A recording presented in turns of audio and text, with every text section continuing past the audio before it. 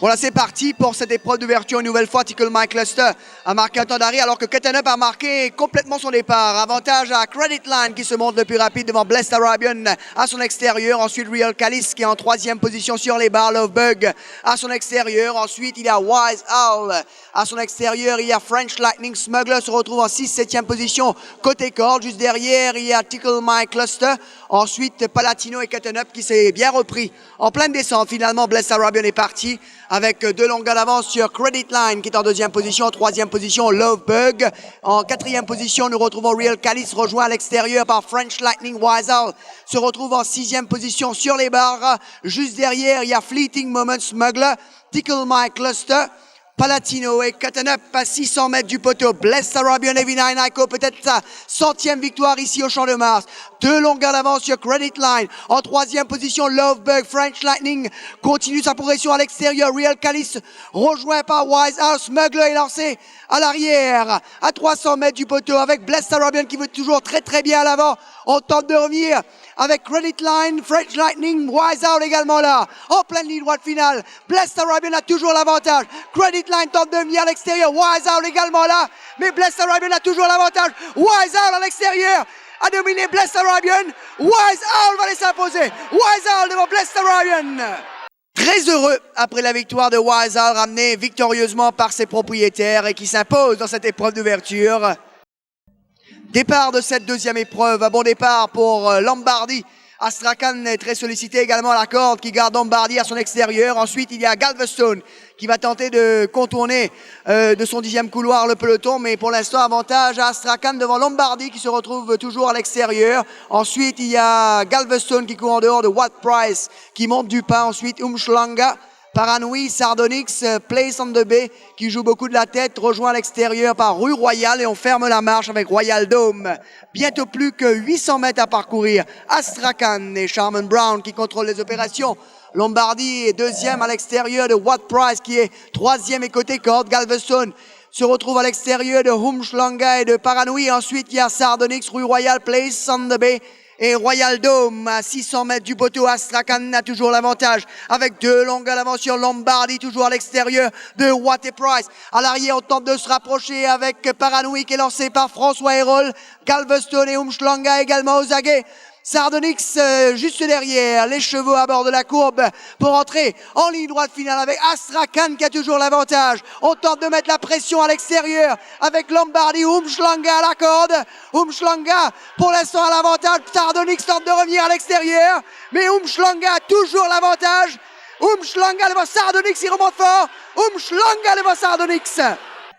Et Umshlanga ramené par Monsieur Vincent Alette, par les heureux propriétaires. Umshlanga qui ouvre son palmarès, enfin. Et c'est parti pour cette troisième épreuve très sollicitée. April Boy à l'intérieur, Luxtokill et Ashton Manor. April Boy, Ashton Manor, Luxtokill. Puis il y a Leatherman. Ensuite, on retrouve Multidimension, Sentinel et Sugar Prince.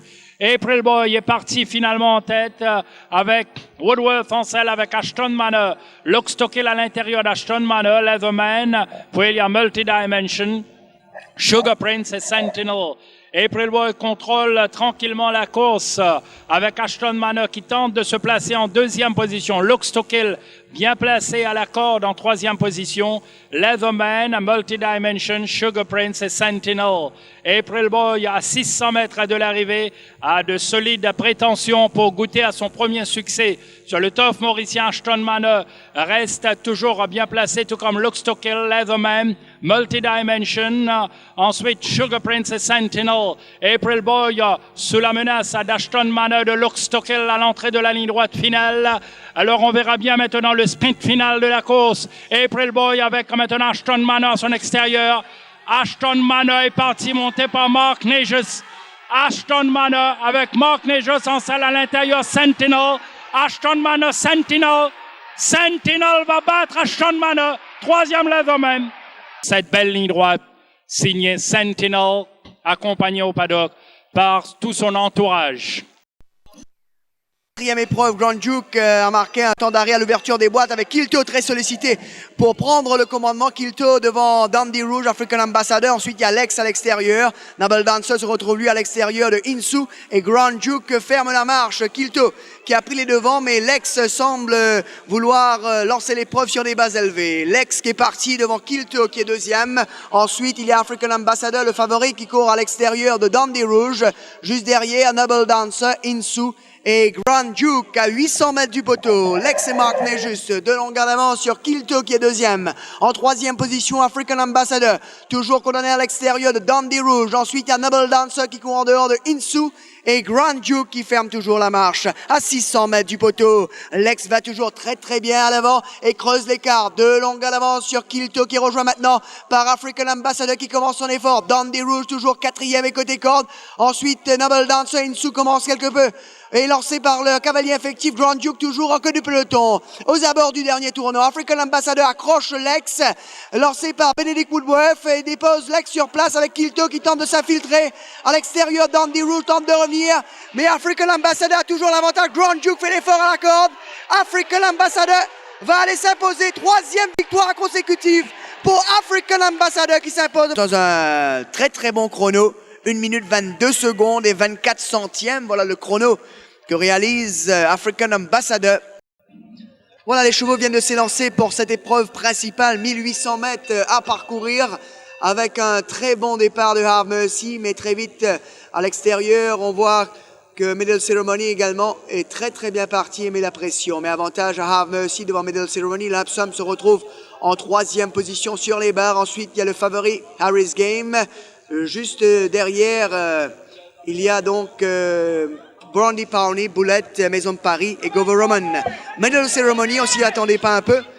On s'y attendait pas du tout. Va prendre le trait à son compte devant Have Mercy. L'Absum est troisième sur les barres. Ensuite, en quatrième position, le favori Harris Game. Brandy Pawnee est cinquième. Ensuite, il y a Boulette, Maison de Paris et Govoroman.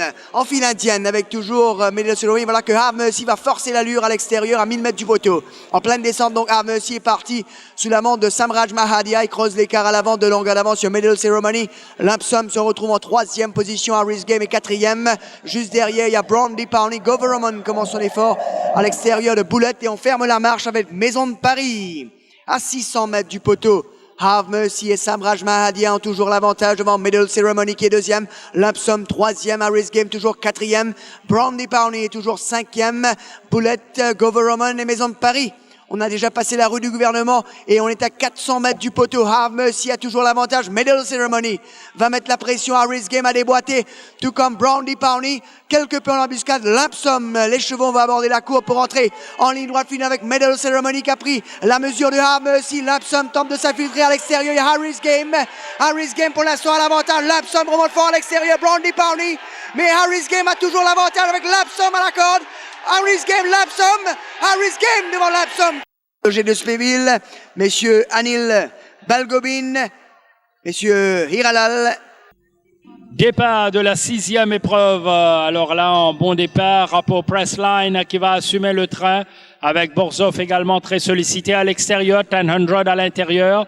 Mais Pressline part très vite avec Borzov à ses trousses, 1000, Faeki, Umzinto et puis on retrouve Macho Zone. Alors, le favori va tenter de contrôler la course du début jusqu'à la fin, soit Pressline avec François Hérold en selle. Borzov suit en deuxième position, un train très intéressant, imprimé par Pressline qui passe au tombeau malatique avec une bonne longueur d'avance sur Borzov. Ensuite, on retrouve 1000 Umzinto, passe à l'extérieur de Faeki. Puis on retrouve Macho's Own. Avec Pressline, toujours l'avantage sur Borzov, 1000, Umzinto, Faeki et puis Macho Zone. Pressline maintenant à 600 mètres de l'arrivée avec Borzov qui ne lâche pas prise et qui reste dans la foulée de Pressline, le favori.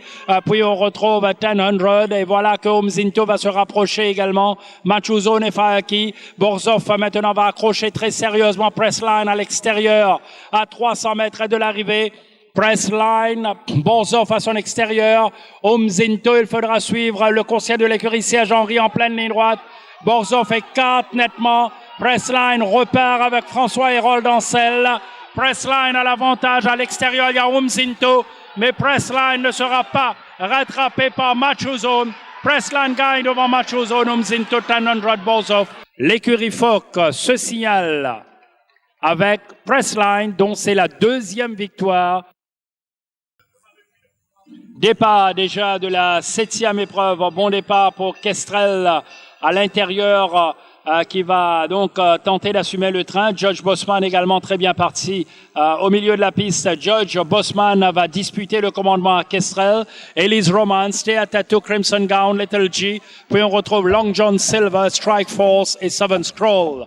Alors, Judge Bossman va se rabattre à la corde maintenant devant Kestrel, la W de l'écurie Gajeda. Elise Romance en 3e position. Thea Tattoo, Little G, Crimson Gown, Strike Force.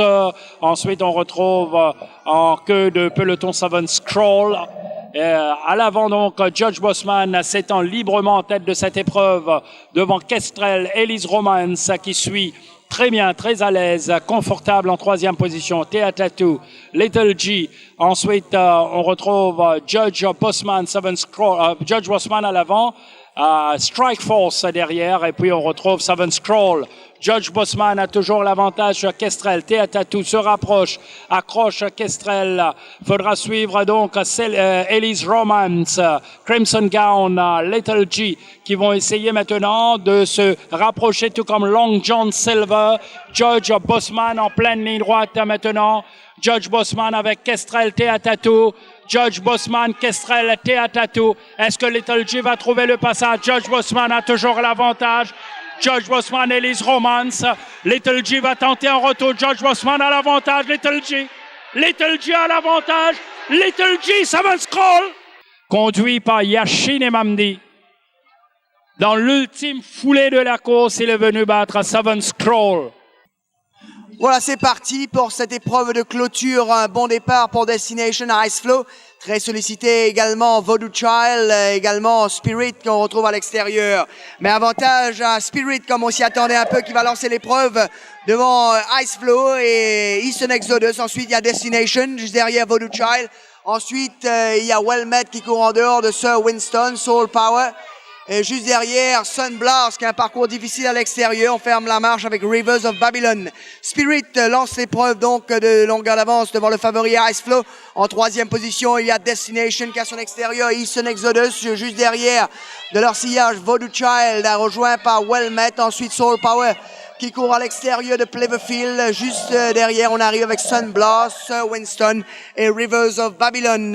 Bientôt plus que 600 mètres à parcourir. Spirit creuse l'écart à l'avant avec 3 longueurs d'avance sur Ice Flow. Destination 3e, Eastern Exodus à son extérieur. Well Met, Voodoo Child, Pleverfield se rapproche avec Soul Power. Ensuite, il y a Rivers of Babylon qui est lancé par Yashine Mamdi et qui tente de venir de l'arrière. À 300 mètres du poteau, Spirit a toujours 2 longueurs d'avance sur Ice Flow, le favori. Destination, Rivers of Babylon est lancé, tout comme Voodoo Child. En pleine ligne droite finale, Spirit repart de plus belle. On tente de revenir avec Ice Flow, Voodoo Child, mais Spirit a toujours l'avantage. Voodoo Child à l'extérieur, Ice Flow, mais Spirit va aller s'imposer devant Voodoo Child. Spirit devant Voodoo Child. 3e Ice Flow. Spirit s'impose et ramené victorieusement par ses heureux propriétaires et par son entraîneur, M. Hugues Maigreau.